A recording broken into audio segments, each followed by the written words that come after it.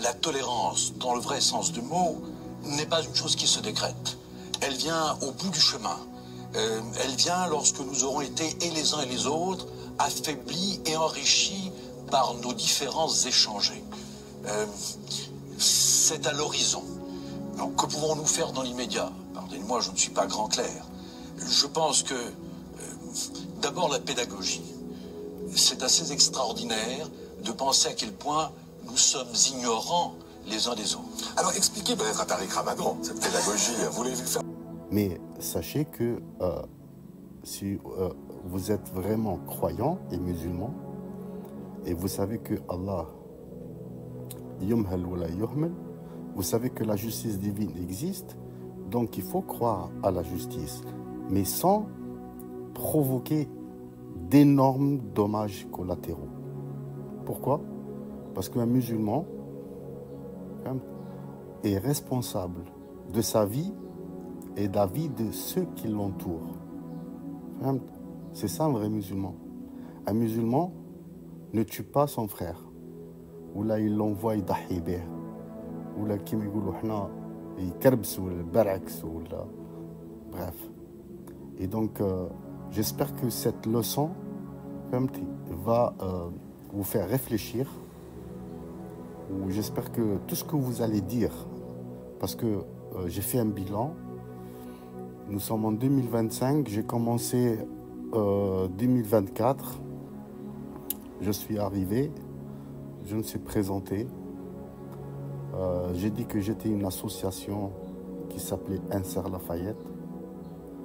Et ensuite, je suis rentré dans des querelles, des débats. Et ensuite, il y a eu des agressions. Et donc, la violence, l'acte, etc., etc. Et donc, après, avec beaucoup de recul,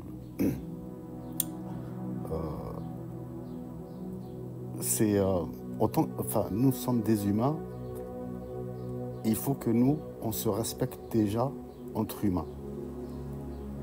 Et donc, c'est aujourd'hui qu'il faut mettre le débat. Il faut débattre sur l'identité, il faut débattre sans passer par les tests ADN et je sais pas quoi, tout ça. Nous sommes des musulmans. Nous avons des références, un livre qui explique l'histoire, la géographie des descendants d'Ismaël, des descendants d'Isaac. D'accord? Cessez les querelles ethniques, identitaires, racistes, antisémites surtout. Surtout, je déteste les antisémites. Parce que antisémite, c'est être anti-monothéiste. C'est un délit très très grave. Et en Occident, comme il a dit Tariq Ramadan, la loi c'est la loi. Ici, c'est un état de droit. Si vous avez une liberté d'expression, sachez que vous n'avez pas la liberté d'insulter les gens. Ne confondez pas la liberté d'insulter et la liberté d'expression. Ceux qui croient en Dieu, il faut le respecter. Ceux qui ne croient pas en Dieu, il faut le respecter. Surat al-Kafirun, il faut la lire. Donc si vous avez des références, si nous avons des références, pourquoi nous sommes arrivés à cet état-là? Est-ce que ici, il y a quelqu'un qui peut faire un inventaire sur notre situation sociale et aussi sur la santé mentale de l'Afrique du Nord? Et c'est ça le vrai débat. C'est ça notre existence. Liée de près et de loin à l'Empire romain. N'oubliez jamais ça. Nous avons participé à l'invasion de Jérusalem avec César et les descendants de César. Nous avons été dans les rangs de l'Empire romain pour envahir la Gaule, envahir toute l'Europe. Et ensuite, nous nous sommes mélangés. Et jadis, nous étions des frères d'armes et nous avons été à Jérusalem. Et ce qui nous a rendu, ce qui s'est passé, c'est que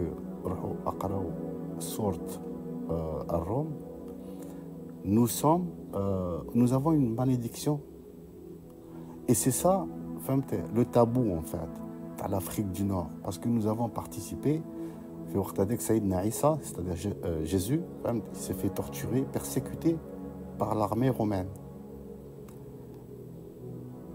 Ok? C'est ça notre malédiction. C'est pour ça que je ne sais pas si vous vous rendez compte que nous sommes, qu'il n'y a pas d'Occident ou il n'y a pas d'Afrique du Nord. Nous sommes le même peuple. Ok? Voilà.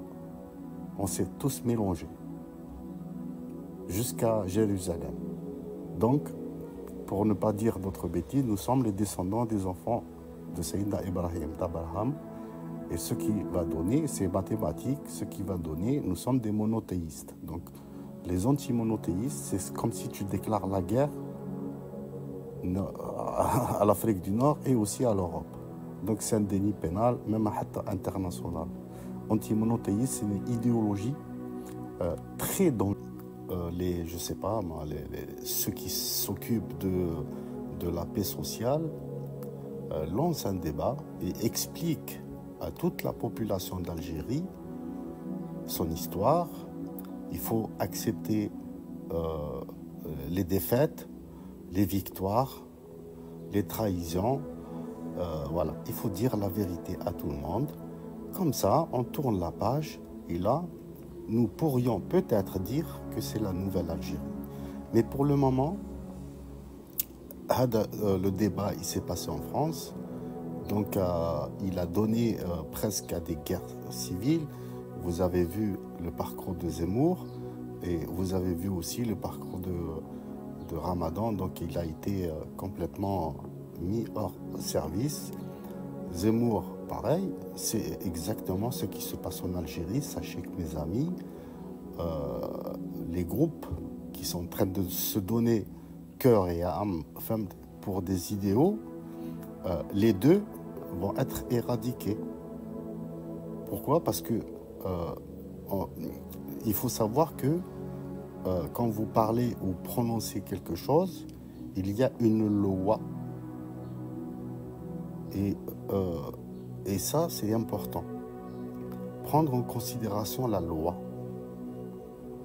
Alors, si la loi locale ne respecte pas tes droits, il y a la loi nationale.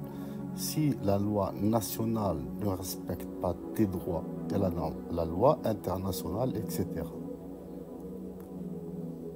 Mais sachez que si vous êtes vraiment croyant et musulman, et vous savez que Allah, yumhal wa la yuhmal, vous savez que la justice divine existe, donc il faut croire à la justice, mais sans provoquer d'énormes dommages collatéraux. Pourquoi?